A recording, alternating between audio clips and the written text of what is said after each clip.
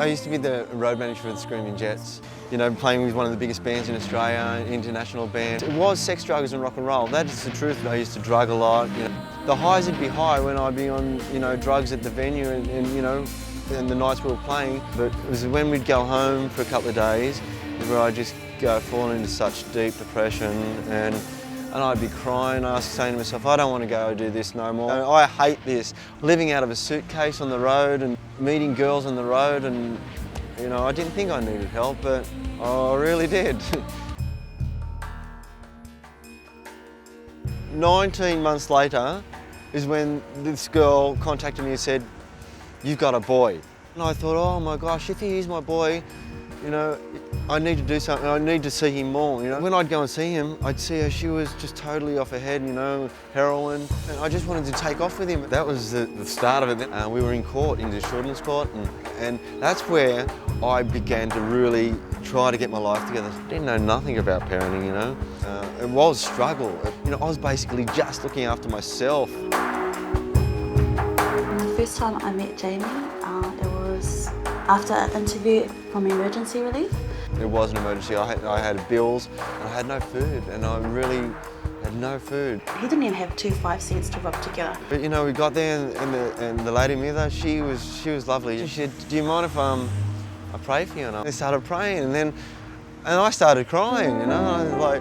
I was moved. I was just, oh wow, it was the beginning. It was the beginning of something good's gonna happen here. Like, I remember taking the food hamper home. I was unpacking it and going, oh no, this is beautiful. Like, there was chocolate in there. There was just so many nice components in this box that just made me feel so just rich with love, with help. He came in depressed. You could see there was no spark or anything on his face. And now you look at him, he just can't stop smiling. He really can't. I remember getting my pack and I walked out, you know, and then they said, oh, we do playgroup, you know, and I said, playgroup? You do playgroup? And get these hands, spread it wide like that for me. Okay. It's not gonna work. It's not gonna, time, cut. And I got to the playgroup, Jo called me over and she said, oh, we've got a gift for you. And I said, a gift? And she said, yeah, this photo album. I'm like, photo album? And it's so beautiful. And it's like got all intricate little teddy bears. It was just beautiful. Yeah, for real? Oh, this must be worth about $30 at least. I remember leaving there that day just going, wow, that was awesome. That was really nice, and the people there were so open. Like, it was just, the arms were like this. It was just, the arms were wide open for me. They receive everybody like that. Everybody. He actually now helps in the playgroup, setting it up and meeting the other parents, and it's been great. What's going on out here? And also Dominic he's changed so much as well. He seems like a happy little boy. We feel like a family for him. We teach them how to survive with the just few amount of money which they receive from Centrelink. And you know, sometimes it's not how much you earn and how you manage the money, you know.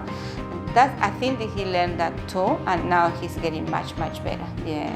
They really started my life back on track. They got me back on track, and it was just with little components like the food hamper.